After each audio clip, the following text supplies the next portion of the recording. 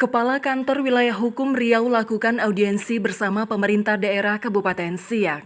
Audiensi bersama kementerian terkait terus mendorong penguatan pembangunan hukum dan keadilan di Provinsi Riau.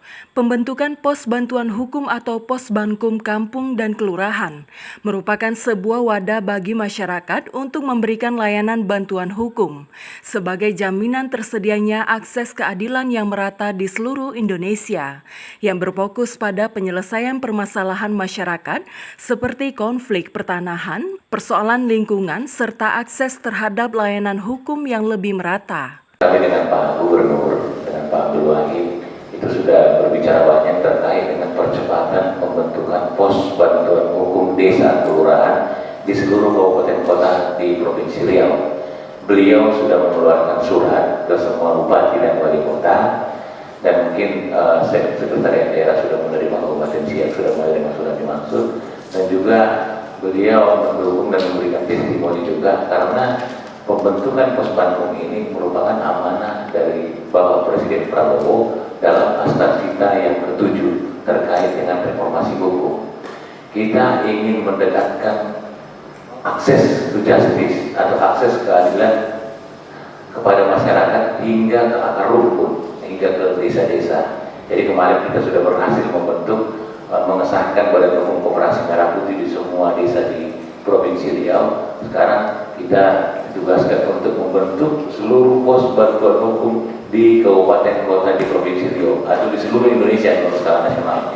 Bupati Siak Afni menyambut baik adanya rencana pembentukan pos bantuan hukum serta mendukung penuh percepatan pembentukan pos bankum di Kabupaten Siak guna mewujudkan layanan hukum yang lebih berdampak kepada masyarakat.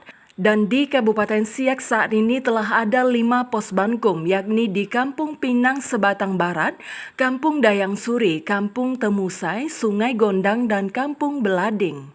Kalau dengan mendengarkan apa yang tadi Bapak sampaikan bahwa ada pendampingan hukum agar persoalan-persoalan hukum juga bisa diselesaikan dari tingkat tapak dan bisa syukur-syukur restoratif justice juga bisa diperjuangkan. Kasusnya sudah ada, meskipun sudah ada, tapi saya kira ini lebih komprehensif, dan kalau dari penjelasan singkat tadi itu tentu tidak ada alasan untuk kami tidak mendukung.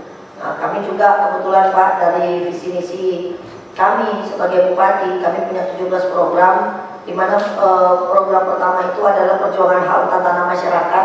Itu juga sangat bersentuhan dengan persoalan-persoalan hukum.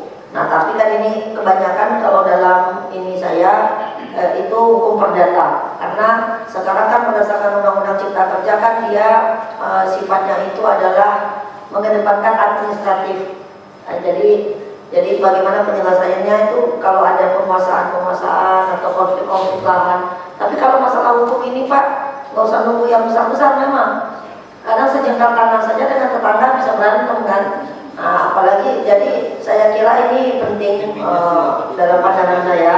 Tapi saya akan coba dengarkan dari bagian hukum kira-kira ada persoalan atau kendala mengapa. Karena ini saya juga baru dapat informasi mengapa dari 131 kampung dan desa kita baru 5 gitu. Tim Liputan mengabarkan.